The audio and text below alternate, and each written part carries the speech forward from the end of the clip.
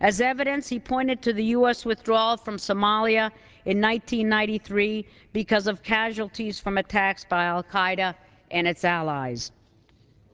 Bin Laden said, "When tens of your soldiers were killed in minor battles and one American pilot was dragged in the streets of Mogadishu, you left the area carrying disappointment, humiliation, defeat, and your dead with you," he wrote.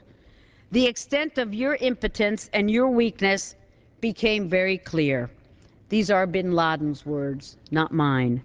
We witnessed the consequences of Somalia and the ensuing inaction. However, the implications for withdrawal and surrender in Iraq could be even greater. There would be an intensification of the violence. As the National Intelligence Estimate on Iraq recently affirmed, if coalition forces were withdrawn rapidly during the term of this estimate, we judge that this almost certainly would lead to a significant increase in the scale and scope of sectarian conflict in Iraq, intensify Sunni resistance, the Iraqi government, and have an adverse consequence for national reconciliation. Iraq would become, as one of my Democratic colleagues said in December of 2005, a snake pit for terrorists. Sunni Arabs throughout the Middle East would certainly view the resulting situation as a Shiite victory in Iraq and in turn as a win for the regime in Iran. Neighboring countries would likely seek to prevent Iranian domination of Iraq and the region by providing financial and other support, including potentially troops, to anti-Iranian factions. It would be interpreted as a defeat of the U.S. and would thus strengthen rogue regimes in Syria and Iran. Iran would be free to expand its influence throughout the Middle East, including its long-term effort to dominate the Persian Gulf and the world's oil supply. Iran's sponsorship of terrorist organizations such as Hamas and Hezbollah would likely increase, thereby ensuring the murder of countless civilians and a further destabilization of countries in the region and indeed beyond.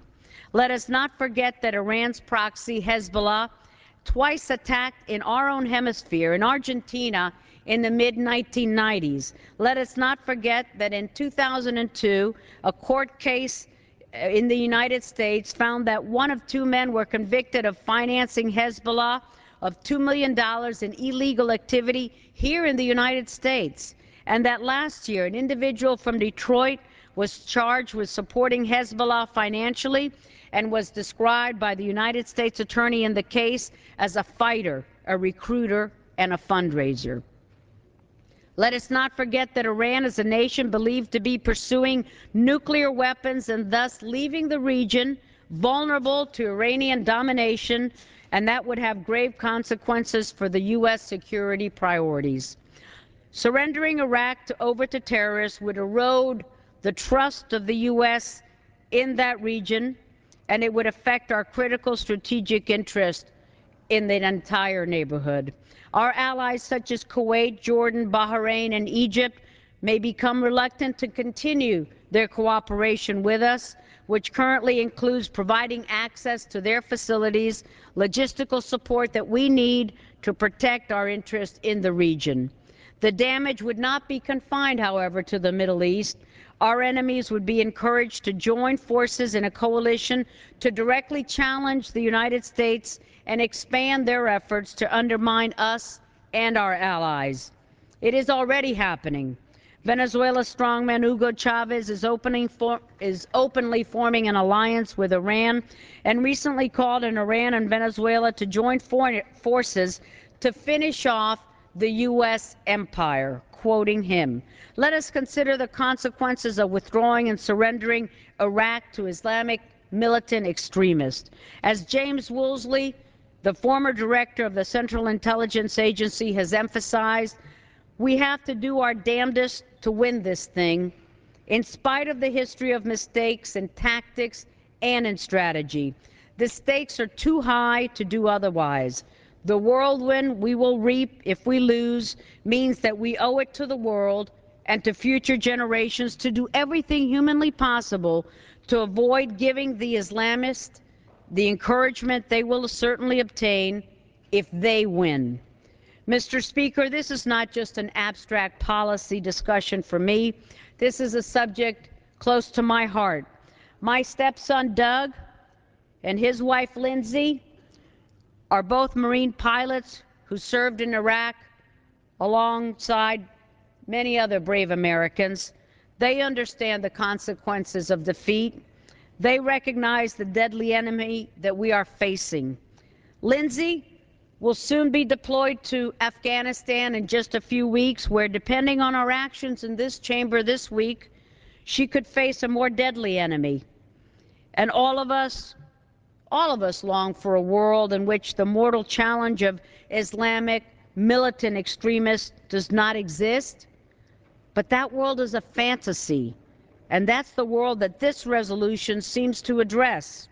Many times in our history we have met with great challenges, and many of them seemed insurmountable.